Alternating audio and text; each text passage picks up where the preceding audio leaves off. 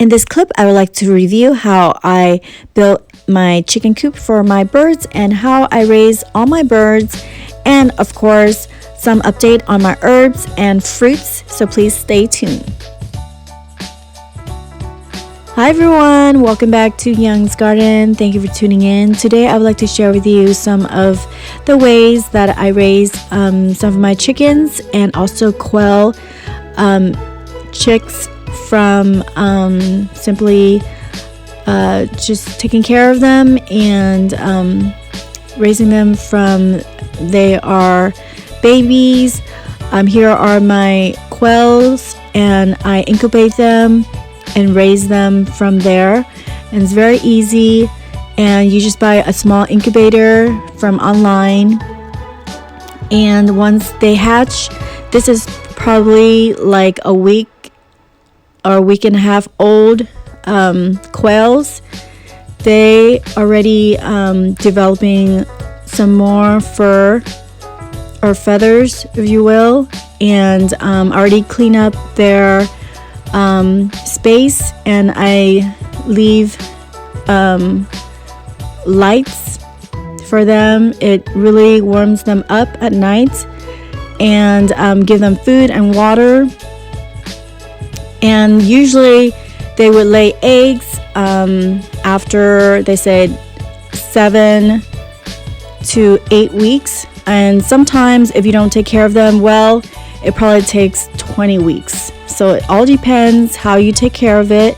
And I got blue eggs and regular eggs from these birds because they are all mixed all together, but I can tell the difference between all of them, which one lays the blue and which one lays the regular polka dot ones. Here I put them in a small cage so I can clean their large open concept cage, if you will. And they love sand, so I gave them enough room and some sand in the box, food and water for them to kind of hang out. And that's pretty much it. So I'm gonna put them back in the cage, and they are very independent, very free birds. It's very easy to recognize or find the female and know the difference. Here I'm holding the Saladin, the blue eggs, the bird that lays the blue eggs, which carries the blue gene. Those are the one that we call it Saladin Quaternix. And here are my chickens, which I also raised from chicks that I got from the feed store at Midway City. You can check that out, my last video. And here my husband is just setting up our new cage for the chickens. And it's been a long time, and we finally cleaned up this little spot for them. And my husband's just putting it together, and he's pretty good with that. I cannot read any instruction if my life depends on it. It's just so complicated, and it's really hard for me to concentrate on little things like this, but it's very easy for my husband. So I'm so glad he's around to build me some chicken coop. I should say a few chicken coop. It's already built, but they just make you put it all together, which is so nice and so easy.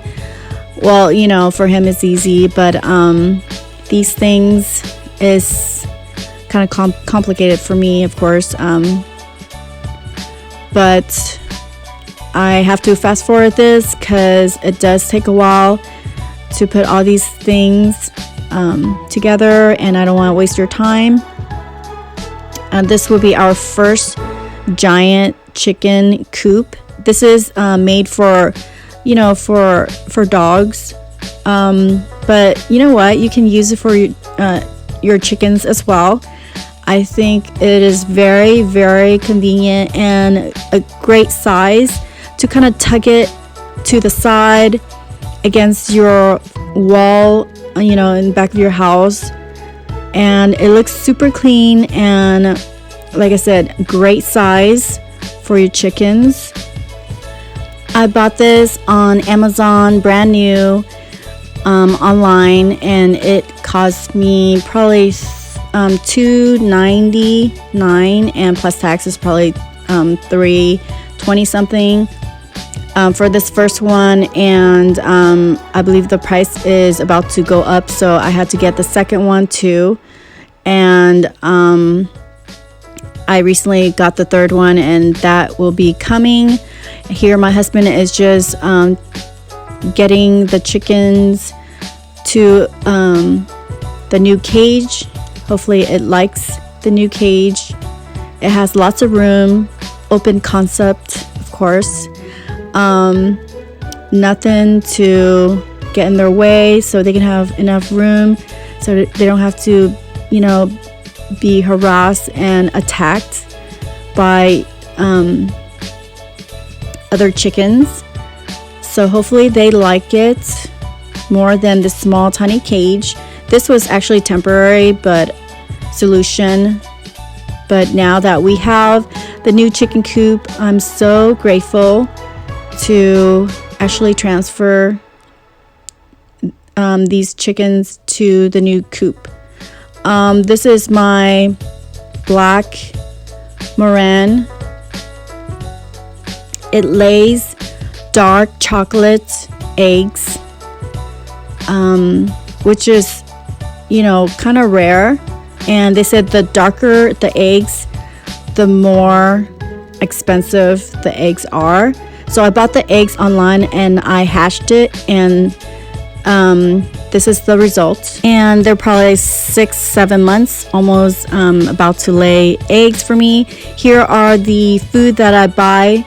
If you check out my last video at the Midway City feed store, I bought these food for them from there. This is 50 pounds, so it's like $20 each. I probably spent $120. I go there twice a month. I spent $120, sometimes even more. Depends on how much I feed them every other day. So sometimes I feed them every day. So I try not to feed them too much to where, I have to buy more food. But they do eat a lot, and they eat a lot, drink a lot.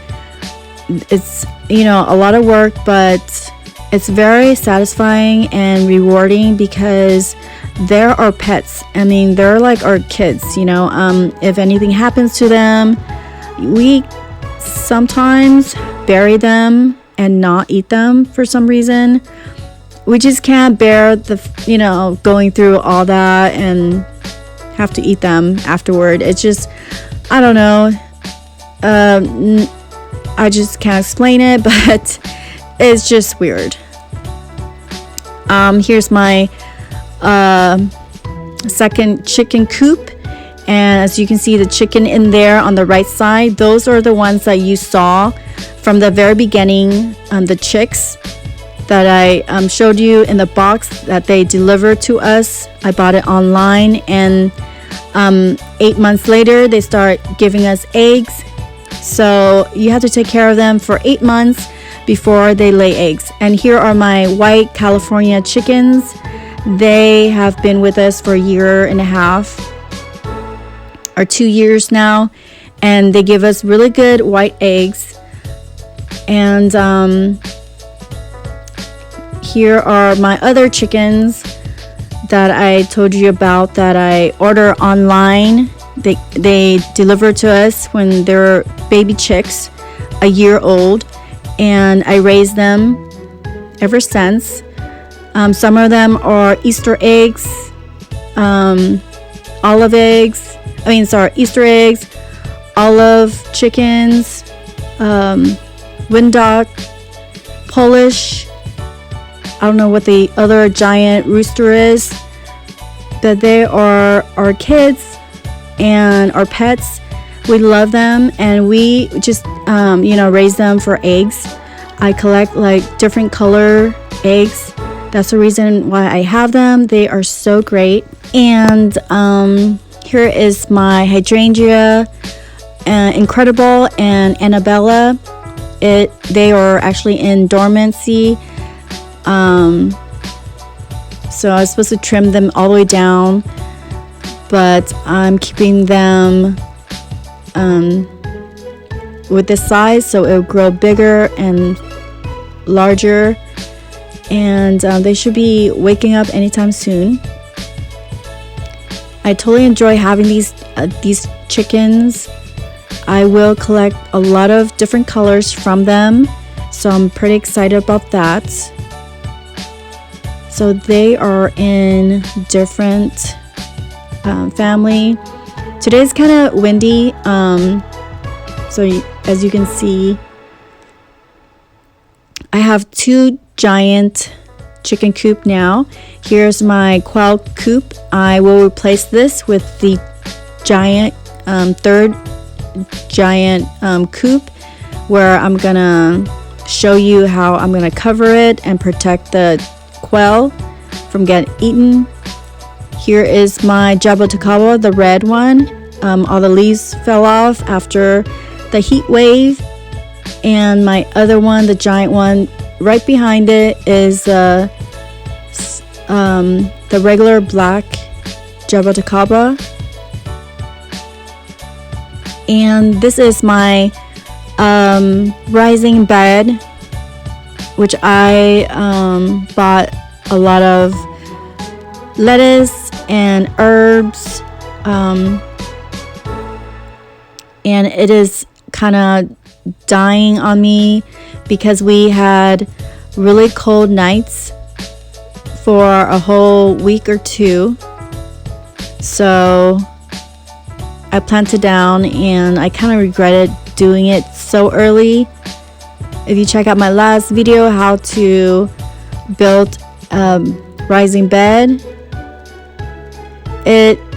I kind of start like in a bad way where I didn't poke holes or add